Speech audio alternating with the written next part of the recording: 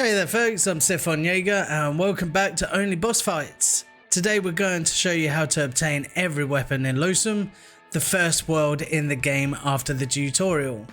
Acquiring these weapons early on will give you a serious advantage, so without further ado, let's dive right in. Let's begin with the handguns that you can acquire in Losomn. There's a wide variety of handguns in this area that cater to many different playstyles. First up is the double barrel shotgun. It's a short range, slow but powerful shotgun that is actually classed as a handgun, so goes in your second slot. To acquire this weapon, make sure you're on the Night Weaver campaign, otherwise re-roll if you are after this weapon. When you reach the asylum, head to the head nurse's office and find the safe. To obtain the code, you'll need to speak to the prisoner in the basement. She'll mention that she's carving a creature that haunts her dreams but can't get it right due to the nurses taking her other failed sculptures. Locate the 3 sculptures around the asylum. One is in the room on the same floor as the nurse's office, one's in the front garden where you'll have to fight the Ripsaw mini-boss, and the final one is the last room on the 3rd floor behind a screen near the window. Give these sculptures to the prisoner and she'll start singing a nursery rhyme. 2 shiny copper teeth removed from 9 discarded combs, and 7 yellow leaves excised from 1 forgotten tome. Listen to the words of the nursery rhyme to obtain the 4-digit code for the safe. If you'd rather not know the code, you can look away now. Alright. The code has been hidden, you can look back now. With the code in hand, open the safe and claim the double barrel. Next, we have the Meridian. This is the only explosive weapon I've found so far in the game. This is a handheld grenade launcher with a modification that turns it into an RPG. It's great for dealing with large groups at a distance. However, be cautious as you and your teammates can take damage from this weapon.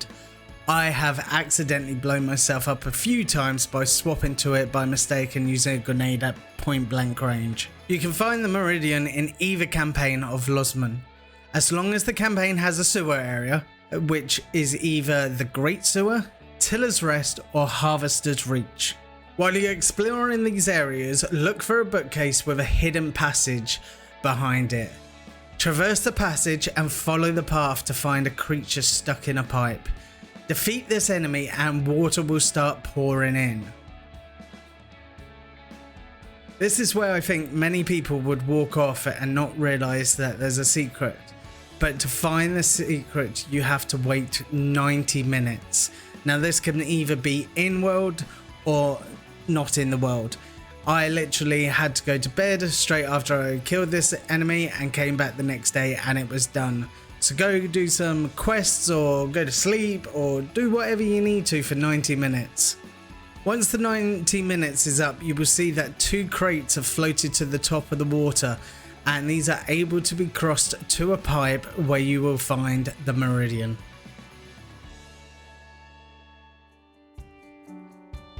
Now on to the last pistol, the Rune pistol. This weapon requires a bit of out of the box thinking to obtain. Start by ensuring you're on the Night Weaver campaign again. While exploring, you'll come across the Great Hall. Make your way through this area until you reach kitchen where you can hear people screaming behind 2 locked doors. Ignore these doors for now and head to the back wall where you'll find the Ravenous Medallion. Your first instinct might be to use the medallion at the locked door at the beginning of the level to trigger the feast event, but hold off on that. Keep the medallion until you're in the Tormented Asylum. Place the medallion in the Night Weaver's web, which is located in the cell next to where the prisoner was. This will reward you with the Decrepit Rune. Take the Decrepit Rune to Nimue in her retreat and she'll craft the Rune pistol for you. The Rune pistol isn't anything extraordinary except for its Soul Brand mod. The Soul Brand mod applies Soul Brand to all enemies within 25 meters lasting for 25 seconds. Enemies killed while bearing the Soul Brand leave behind an echo which lasts for 10 seconds. Echoes are attracted to any survivor who walks within 3 meters, granted 20% of max health on contact. This makes the Rune pistol a useful weapon for medics in group play. Okay, moving on to the long guns. Obtaining and using any of these weapons early in the game can provide players with a significant advantage for their playthrough. Royal Hunting Bow, let's get that out of the way because it is one we previously covered in a separate video that explains how to solve the puzzle and how to acquire the Royal Hunting Bow. Rather than repeating myself, I'll leave a card to the video here where you can click on it if you're interested in obtaining this weapon. To obtain the Crescent Moon Bow, you'll need the Dreamcatcher melee weapon first, which we'll explain how to acquire later on in this video. Once you have the Dreamcatcher, it's time to do some sneaking. Head to Nimue retreat and approach her area, but before you round the corner to her, crouch and walk around. There's a chance that you'll catch Nimue sleeping. If she's not sleeping, leave and return until you find her sleeping. Approach her cautiously while crouch and perform a regular attack with the Dreamcatcher. Your reward will be the consumable called Nimue's Dream. Use this item to be transported to Retreat's horizon. Explore this area until you spot a glowing item in the distance. Approach it and take it. Bring this item to McCabe and she'll craft the Crescent Moon Bow for you. This bow does a little bit more damage than the Royal Hunting Bow, but the mod for this bow is the Moonlight Barrage, which empowers the bow for 15 seconds. Arrows applied to enemies within this time will cause them to be moonlit for 3 seconds. Enemies struck by the crescent moon while moonlit will release a moon essence, which returns 1 arrow, heals for 5% of max health, and provides a 15% increase in fire and reload speed for 5 seconds. Basic shocks are automatically turned into charged shots, and manually charged shots will fire 2 arrows. The Deceit is one of the simplest weapons to acquire because you will get it just completing the One True King storyline and making the right choice at the end. Progress through this storyline until you reach the boss fight, where you have to choose to either fight Flail, which is the Holy Light version, or Rune, which is the Dark version. To obtain the Deceit, choose to fight Flail, the Light version, and emerge victorious. You'll receive the Imposter's Heart for defeating him, which can be given to McCabe to craft the Deceit. This weapons mod also provides protection against swarming minions. The Ouroboros mod conjures 3 sword fragments that encircle you for 30 seconds. Performing a melee attack releases a fragment which taints the blood of targets and causes all attacks from the Deceit to register as weak spots hits for a short period. Charged melee attacks fire all remaining fragments at once. The last long gun one we need to get is the Knightfall. Now this is for completing the Night Weaver boss fight without destroying her heart, which is her weak spot. This will reward you with the Cursed Dream Silks. Bring this material to McCabe and she'll craft the Knightfall for you. This weapon excels in short to medium range encounters, and its mod is where it truly shines. The Dreadwalker mod allows the players to enter the Nightmare Realm. During this mode, the Knightfall gains infinite ammo, a 25% fire rate increase, 10% lifesteal, and becomes fully automatic. The wielder becomes significantly harder to hit while moving. This mod disables other weapons and skills for the duration or until Dreadwalker is deactivated. The effect lasts for a total of 10 seconds. Let's move on to the melee weapons for players who want to pack a serious punch. The Bone Chopper is the first one we'll cover. As mentioned earlier, there are 2 locked doors in the Great Hall that you can hear screaming sounds behind. This time, with the Ravenous Medallion, place it in the door at the beginning of the area to trigger the feast event. After completing the event, you'll find 2 dumbwaiters at the back of the area. Head to the one on the right and descend. You'll encounter a large enemy who is flailing Drell. Defeat him and you'll find the Bone Chopper on the side. This weapon boasts good damage with a weak spot damage of 105%. Next up is the Ornate Flail. This weapon can be found in several areas of the palace. Look for a room filled with ashen corpses standing around a statue. Within this room there's a picture on the floor that you can attack to reveal a hidden passage. Enter the passage and drop down. As you navigate through, you'll encounter the Executioner mini-boss. Defeat him, continue onwards, and eventually you'll find a room with more ashen corpses. One of them will be up on a ledge blocking the way. Dispatch this ashen corpse, climb through and drop down to acquire the Ornate Flail. This weapon too deals high damage and is described as being designed under the assumption that breaking enough bones renders the enemy's state of life irrelevant. Moving on to the Assassin's Dagger. You can find this weapon during the Council's request mission. The 3 Fey Council members reside in the Council Chamber area. They will ask you to investigate and identify which one of them betrayed the one true king. Progress through the level until you reach a library area with a black monolith there. Interact with it and you will be transported to the Council Tribunal area. Eliminate the enemies here and collect the glowing coloured keys at the base of the council members' seats.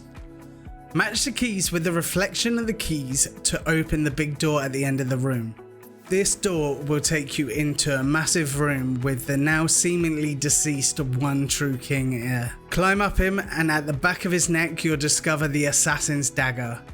However, this is initially a quest item and not yet a weapon.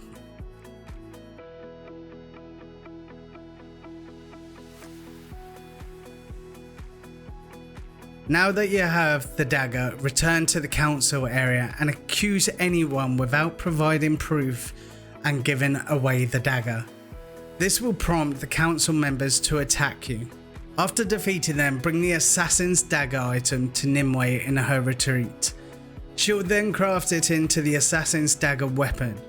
I know it's a bit confusing, but this weapon is essential, especially for an armor piece known as the Crimson Crown, which we'll cover in another video. The Assassin's Dagger comes equipped with the Bloodthirst mod. With this mod, your damage increases by 25% against bleeding enemies and 25% when attacking from behind.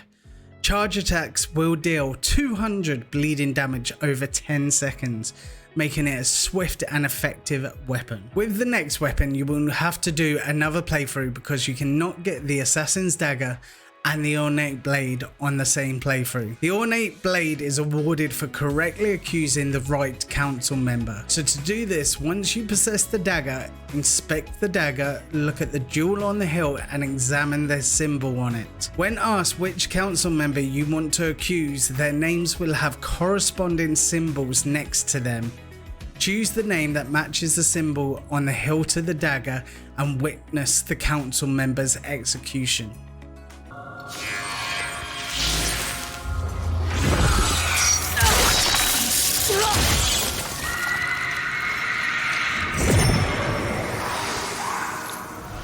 As a reward for finding the right council member, you will be awarded the Ornate Blade. This melee weapon is standard at most, offering moderate damage while boasting a fast attack speed. Next is the Huntress Spear. Melee weapon that boasts high damage and can be thrown returning to the wielder's hand, much like the Leviathan axe in God of War. To acquire this weapon, you must defeat the Huntress in Brockweather Quarter.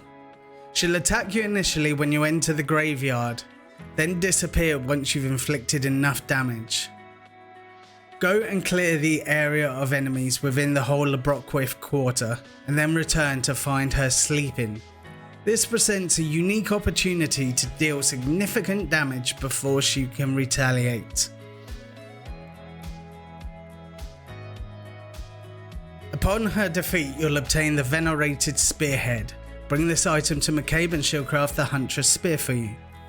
Also, there is something when she is sleeping you can obtain a weapon mod from her. But that's a topic for another video.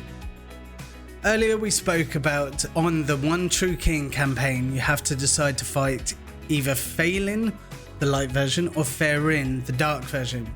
And if you fight Phelan, you got the long gun, the Deceit. This time, pick to fight Faerin. the dark and incredibly rude version of him, and once he's defeated you will get the melded helm crafting material. Take this to McCabe and she will craft the Godsplitter.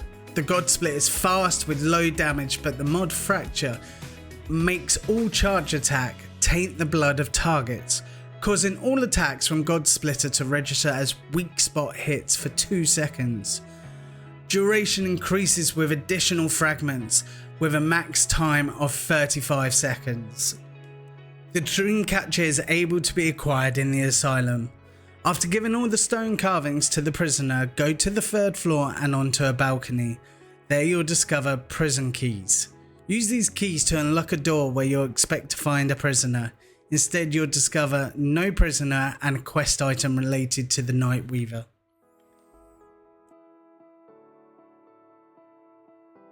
When you're in the Tormented Asylum, place this item in the Nightweaver's web to obtain the Dreamcatcher.